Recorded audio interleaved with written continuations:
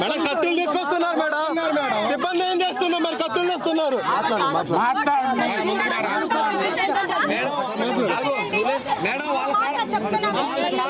ఈ పరిస్థితి చూడండి.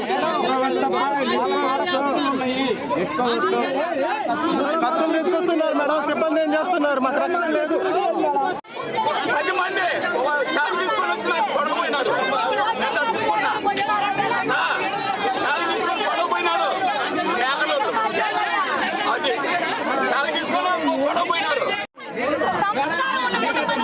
ఇదంతా ఊచేపల్లి గారు వెంకయ్య గారు వచ్చి సైలెంట్ గా లేపెట్టి వెళ్ళారు.